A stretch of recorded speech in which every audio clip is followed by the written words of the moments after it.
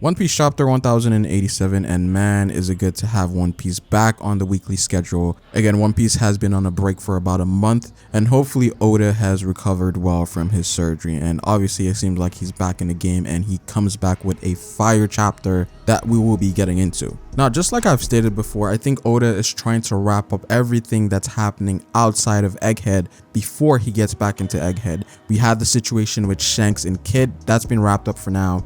We had the situation with Blackbeard and Law, that's been wrapped up. And then we had the situation with Sabo and the Gorosei and that reveal over there with Emu and Vegapunk. And finally, it seems that we're diving into Kuzan, Garp, and the Blackbeard Pirates. Normally Oda would skip some of these things, but because we're finally in the final saga of One Piece, he's finally getting to the real stuff. And again, you guys already know what I feel about what's going to happen next. More than likely, Garp is going to lose here because he's just outnumbered. Now, Kobe and the others most likely will escape, but Garp will be the sacrificial person that's going to put himself there to make sure that everyone escapes. And so we're going to see his sacrificial moment because I think he's a character that's been waiting for one of these moments to happen where he protects the new generation. And so more than likely we're going to see that happen here. Now, is he going to die? I don't think Garp is going to die here because Kuzan's there, and we know that these two have a lot of relationship back in prior history, and because Kuzan is there, there's going to be a lot of leeway for Garp to potentially get away or do something, right? Kuzan is there to help in some way, shape, or form, even though he's acting as a Blackbeard pirate.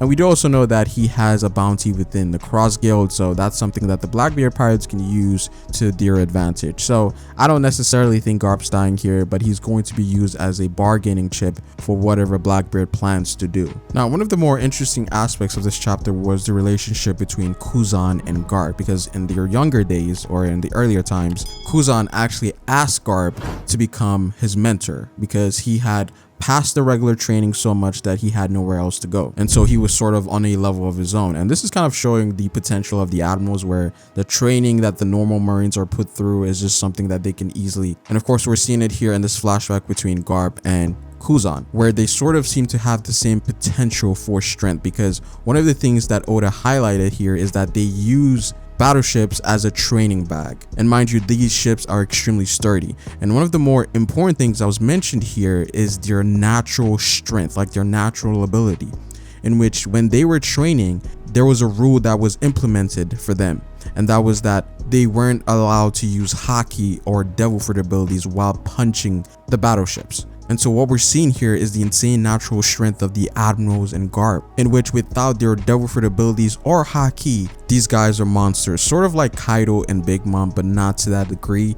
But you can tell that these admirals are abnormal to some degree, to the point where they're easily making a dent on these ships without using any abilities of sorts. And this is also Oda highlighting the strength of the admirals as well, because one thing in the community that a lot of people seem to think is that the admirals only rely on their devil fruit ability, but this chapter completely disproves that these guys are just monsters in physicality just as much as Sengoku and more than likely Garp are. And I'm actually happy that Oda is actually highlighting this, because this is something that I've been saying for a very long time. The admirals go through a lot of all sorts of training, and it makes sense for them to be skilled in all areas of combat. Just because they use their devil fruits a lot doesn't mean that they don't excel at other aspects of combat. And that's one misconception that we gotta get rid of in this community when it comes to the admirals. And even in this chapter, we come to see a monster heavy hitter like Garp getting stalemated by Aokiji using the same physical abilities, which is absolutely insane, because it seems like this fight has been going on for some time,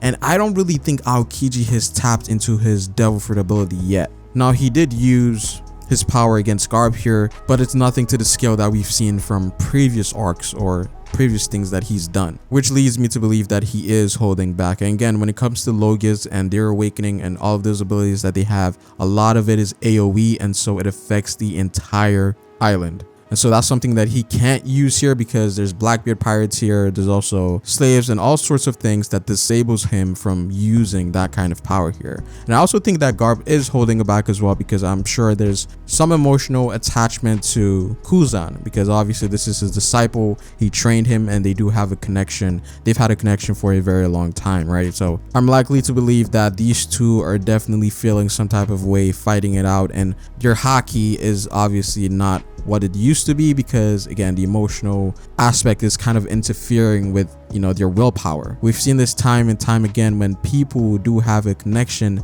the power of their attacks are not usually the same because it affects their will, and in turn it does affect their haki as well. And I do think that both Kuzan and Garp are definitely holding back here, especially Kuzan more so, because I feel like Garp is in a more desperate situation where he needs to save people and escape with their lives intact, and Garp doesn't have the leeway to think about emotion here. So it is very interesting knowing the relationship that he had with Kuzan, being his actual disciple, and having this encounter here, which is very important moving forward in the story. How will these events change the course of how the Marines are going to do things? Because if Garp is captured here, that's going to be massive news. And also, what is Kuzan's purpose in all of this, right? Because he's obviously not with the Blackbeard Pirates, that's a given. And so it is interesting to see what his end goal is, because everything that he's doing is going to justify the ends.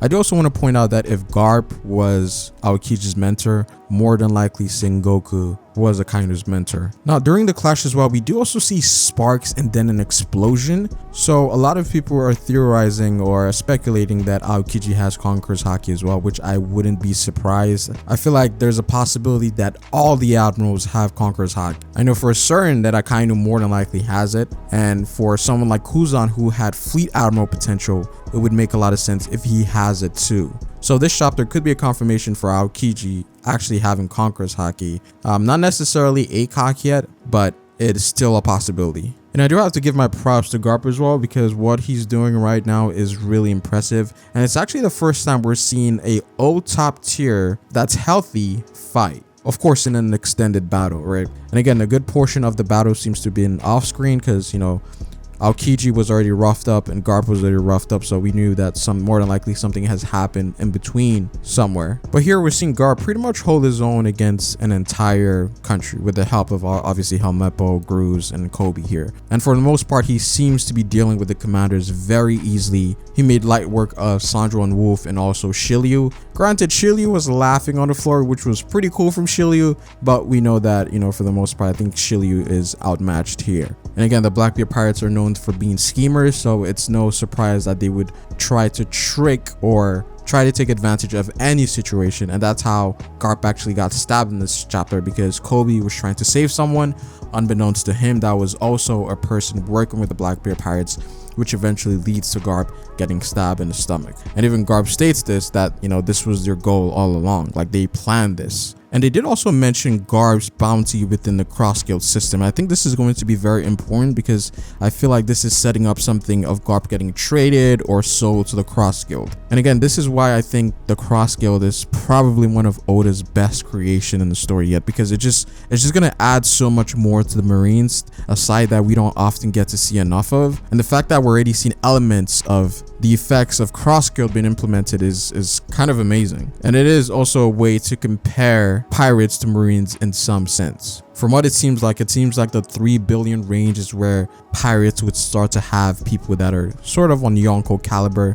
And so we're seeing that with Garp here, that he has a 3 crowns, which is equivalent to 3 billion bounty, which was also stated to be the same amount that the admirals have as well. So Garp is pretty much just as valuable as an admiral, which makes a lot of sense. But with Garp, there's even more added context here, because he is the hero of the Marines, and so he probably has more of a pull than a regular admiral just because of the reputation that he has. So I like to see where this is all heading, with Garp potentially getting captured here, because this is going to be massive for the Marines and it's going to be massive for the story as well. I wonder how individuals like Akainu, Sengoku are going to feel after this, because even though Akainu and Garp don't necessarily align, I feel like Akainu respects anyone who's trying to enforce justice, right?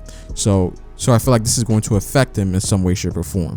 And that's going to be very interesting to see. Now, at the end of the chapter, Garp does say that justice will prevail. So I don't know if he has ace off his sleeves or there's reinforcements coming, but Garp does look determined that they are not going to fail here. And again, we're aware that, you know, Sengoku and Tsuru know that Garp went to Hachinosu. So I wouldn't be surprised if someone else pulled up, but that would then make this an even more crazier situation than it already is, right?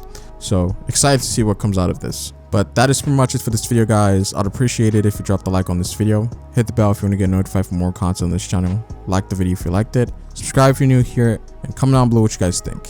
You can follow me on Twitter at Ferrospace, but it is Ferro, and I will see you folks later. Peace.